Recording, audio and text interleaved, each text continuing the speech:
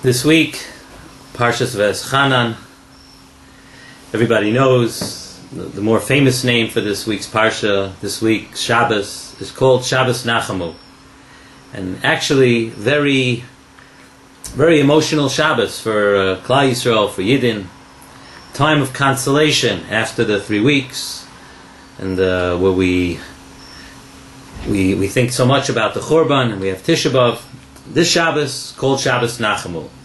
And the reason, of course, being, why is it called Shabbos Nachamu? That the Haftarah begins, Nachamu, Nachamu, Ami, Yoimar Elokeichem. That's the Haftarah. Famous words, everybody knows.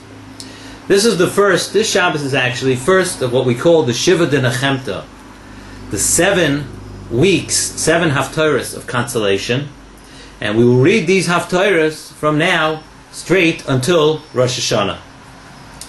The Beis Avram, brought down by the Nesiv Shalom, says that we just went through 3 weeks. We went through a very extreme period of darkness during the Bein HaMatzarim, very dark.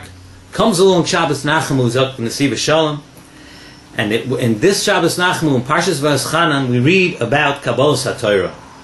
It was after such a darkness for the Yidden to rejuvenate themselves. We have a new Kabbalas HaTorah. Just like we see by the Chet HaEgel also. You take a look in Parshas Kisisa, Klal Yisrael did the Chet HaEgel, Moshe, they broke the Luchos, and HaKadosh Baruch Hu afterwards was Nispayis, and what did he do? Right away he gave us the Luchos Shniyos. Again, after such a period of darkness, after a very dark period and a dark time for Klal Yisrael, what does Klal Yisrael do? Right away we go and we have a new Kabbalas HaTorah. What does this show us? It shows us that HaKadosh Baruch Hu never wants Klal Yisrael, never wants a Yid to be too far away. That no matter what the matzav is, and no matter what we go through, there's always a new Kabbalas HaTorah. A person can always turn around, even after a very low time, and after he's done so much, and after it's been extremely dark, can have a new Kabbalas HaTorah. And a person should always have a new Kabbalas HaTorah. The Torah says in Parshas Yisro, in the Parsha of Maimon Har Sinai and Kabbalas HaTorah, it says, U'Moshe nigash el ha'arafel asher sham hu Elokim. Moshe came close. Moshe went into the Arafel asher sham hu Elokim. We've said before, we've said at other times, there are 3 levels of darkness that we know of. There's Anan, Choshech, Va'arafel. And each level is more extreme than the next.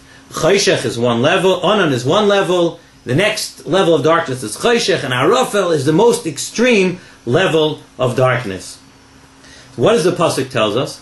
The Pasuk tells us there, by Kabbalas HaTorah, U'Moshe nigash el ha'arafel asher sham hu Elokim. It shows us what? That in the Arafel, in the darkest times in the future, this is alluding to the dark times in the future, when Klal Yisrael will have dark times, and we do have dark times. Over there, nigash el ha'arafel, when it's extremely dark, asher sham hu Elokim. Yes, there, in the most dark time, in the darkest time for a Yid, in the darkest time for an individual, in the darkest time for Klal Yisrael, Sham hu Elokim, HaKadosh Baruch Hu is always there. The Nesiv Shalom brings down a Kabrina Rav Zatzal, who says like this, that any Yid, even after he does terrible Averas, if a Yid cannot get up and pour out his heart to HaKadosh Baruch Hu, then he's lacking the basic fundamentals of Yadus. It's Kabrina Rav.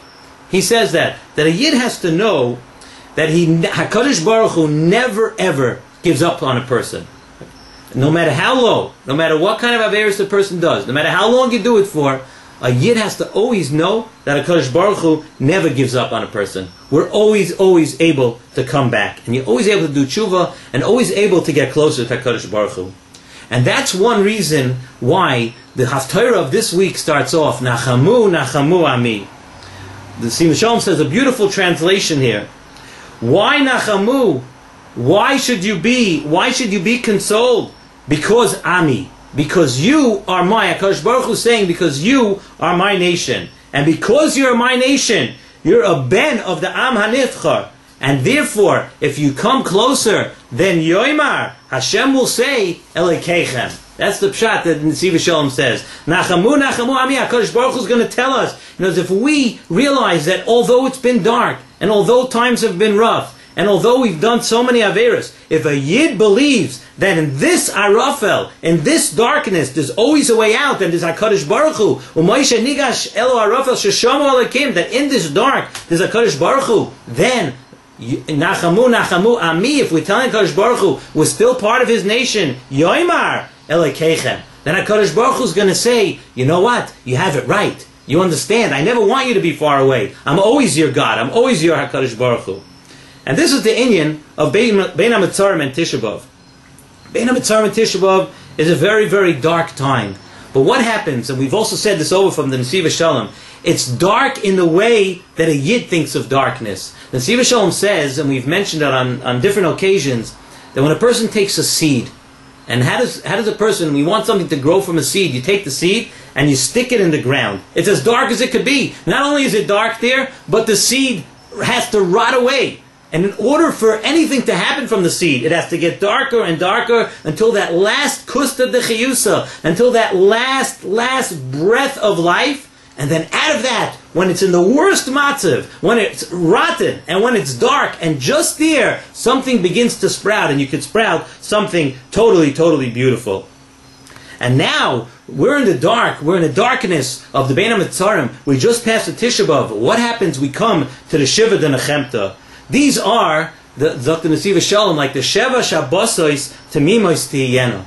Like the 7 weeks leading up to Shavuos, we now have 7 weeks of Shiva de Nechemta, as unbelievable as it may sound, and as much as time flies, we have 7 weeks now that are going to lead us right to Rosh Hashanah. And in every one of those weeks, these are just like 7 weeks before Kabbalas HaTorah. The secret of our growth, the secret of the growth of every Yid, is what, like we say, like a seed, is packed into the darkness of a Tisha B'Av. In the darkness of Tisha B'Av is the secret of our growth. In other words, right now, right after Tisha B'Av, we have to know that we're about to sprout. We're about to do amazing things as Klal Yisrael. It's brought down in the Hasidic Svarim that the sparks of Mashiach are going to be ignited on Tisha B'Av. Right in the middle of the darkness, the first sparks of Mashiach are going to sprout from a Tisha B'Av. And just like a person has to know, just like we said all these things about from the Chet Egel and from Bein HaMetzarim, just like Klal Yisrael, and as a klal goes through these things, a Yid has to know that befrat, each individual person, the life of a Yid is full of nisyonis and periods of darkness. And if you're honest with yourself, everybody knows that they go through it. A person has to know that even when you're in the biggest matzav of choshech, you're in the biggest matzav of darkness, the first thing you have to do is be makabel the Torah mechadash. Right away, put everything aside, put everything behind you. But now we're ready, just like we are for this week, Parshas Varetchanan, right after Tisha B'Av, we're ready to be makabel the Torah and to know and to understand that HaKadosh Baruch Hu never gives up on a person. The entire darkness and the entire episode of darkness and episodes of darkness that happen in a person's life is all a preparation for the great days and the great times ahead. It's no secret, everybody knows that if the Bein HaMetzarim have always been dark times, if Tisha B'Av has been a dark time, right now Klal Yisrael is going through an amazing, amazing darkness, amazing time, nisyonis, just terrible things that have happened over the past couple of weeks. And if we want to look at something as being dark, it looks pretty bleak. It looks like things are happening that we've never been through such a darkness. But we have to know and we have to believe that Nachamu, that when HaKadosh Baruch Hu says Nachamu, Nachamu, Ami, that right out of the darkness we have the power, if we're machazik ourselves with so many of the things that the Gedolim said over the past few weeks, and the stress of the Gedolim has been, and those that lead us and those that know what we have to work on, the stress of the Gedolim has been on Ben Adam Lachaveroi. That we have to make a much more conscious effort, that the light is going to come from treating the people that are around us, from treating our chaverim, from treating our families, believing in ourselves that we could treat people and we could change. We're used to treating people. We're used to talking lashon hara. We're used to saying bad things. We're used to talking down to people. No, it's never too late, and a person has to know that if he wants to see the light, he wants to do a Kabbalah Torah, that's the change he has to make. He has to start with Bein Adam Lachaverei.